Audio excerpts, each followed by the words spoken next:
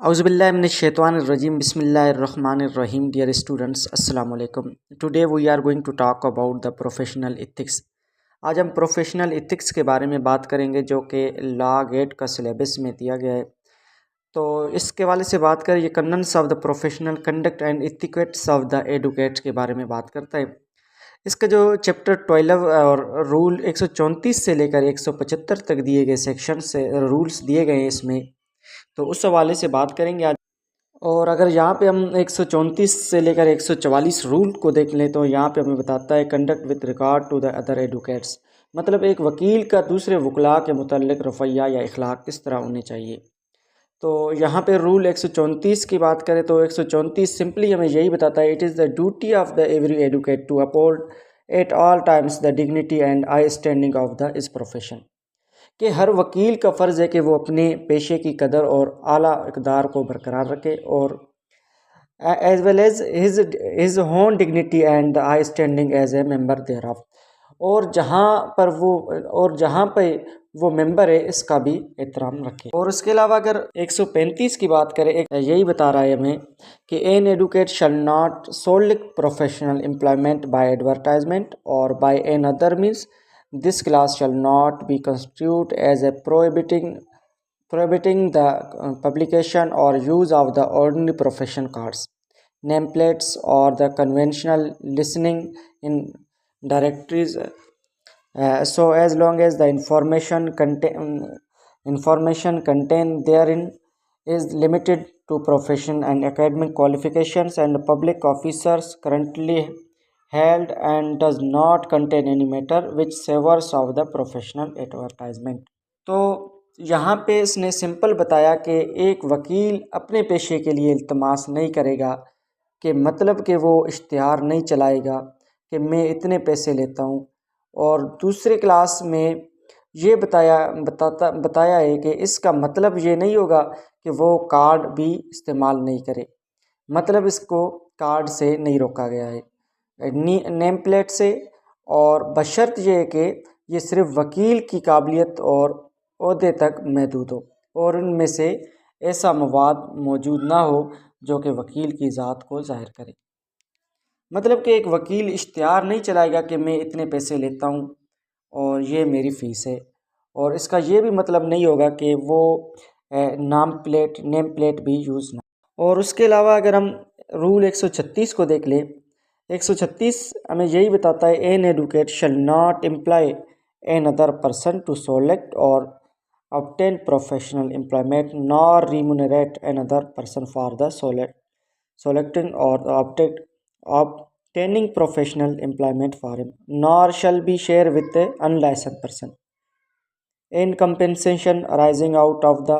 incidental or professional employment, nor shall hide or abet an unlicensed person to practice law or to receive compensation therefore, nor shall he knowingly accept professional employment offered to him as result of the as incidental to activities of the unlicensed person। मतलब एक वकील अपने पेशे में किसी दूसरे शख्स को इल्तमास नहीं करेगा कि वो इस वकील के बदले काम करे, और ना ही किसी अनलाइसेंस शख्स को अपने साथ रखेगा इस काम में, और ना ही इसको मुआवजा देगा। तो rule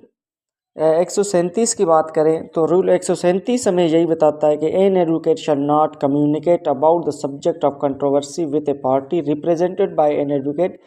in absence and without the consent of the such advocate, मतलब वकील किसी दूसरे वकील की गैर मौजूदगी में इसके क्लाइंट से बात नहीं करेगा और इस वकील की रजामंदी। और रूल 138 की बात करें तो ये 138 हमें यही बताता है कि an advocate shall not in the absence of the opposing counsel communicate with or argue before a judge or judicial officer except in the open court and upon the merits of the contest matter pending before such judge or judicial officer, nor shall he without furnishing the opposing advocate with the copy thereof address a written communication to judge or judicial officer concerning the merits of the contest matter pending before a such judge or judicial officer. The rule shall not apply to ex parte matter or in respect of the matters not subjudicial before the judge or judicial officer concerned. सो 138 हमें simple यही बताता है कि एक वकील किसी दूसरे वकील की गैर मौजूदगी में किसी जज या जुडिशल ऑफिसर से बात नहीं करेगा जब तक दूसरे वकील को बिना बताए बगैर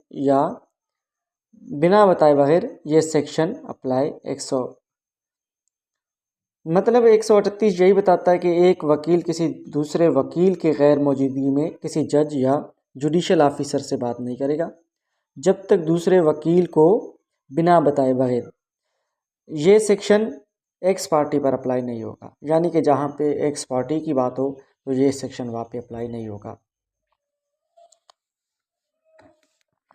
और 139 की बात करें, rule 139, a client's proffer of assistance of the additional advocates should not be regarded as a evidence of the want of the confidence, but the matter should be left to the determination of the client. An advocate should decline association as a college unless the dues of the advocate first retained or paid. सो 139 हमें simple यही बताता है कि एक client अगर कोई इजाफी वकील रखेगा तो उसकी ख्वाहिश को एतमाद की कमी ना समझे वकील, और ये क्लाइंट के ऊपर है कि वो इजाफी वकील रख सकता है, और एक वकील को चाहिए कि वो किसी दूसरे वकील की जगह ना ले जब तक दूसरे वकील का हिसाब ना किया गया हो, यानी कि उसके पैसे नहीं दिए गए हो तो आप उसको उस केस में हाथ ना डालें। तो 140 की बात करें तो 140 हमें यही बताता है रूल कि clients not advocate are litigate whatever may be the ill feelings existing between the clients, it should not be allowed to the influence advocate in their conduct and demur towards each other or towards the parties in the case. All person clashes between advocates should be sharply and avoided. In the trial or case, it is indecent to allude to the person, history, or the personal peculiarities and the idiosyncrasies of the advocates appearing on the other side. So appearing on the other side, personal colleague between advocates, such which class delay and promote unseemly warningly should be carefully avoided. So 140 में इसमें यही बताया कि मुकदमा clients के दरमियान है, ना कि वकला के दरमियान, यानी कि जहाँ ये क्लाइंट्स का केस चल रहा हो तो वकला को इस केस में एक दूसरे की तरफ गलत अल्फाज इस्तेमाल नहीं करना चाहिए, कि वकला को आपस में नहीं लड़ना चाहिए, जस्ट वो क्लाइंट्स को डिफेंस करे, क्योंकि लड़ाई क्लाइंट्स के बीच में है, आपने तो सिर्फ केस लड़ना है और जो हक पर है उसके हक में आपने केस लड़ना है, ना कि आपको क्लाइंट्स के ऊपर लड़ाई, क्योंकि क्लाइंट्स के दरमियान है, एडवोकेट्स के दरमियान नहीं है। तो 141 की बात करें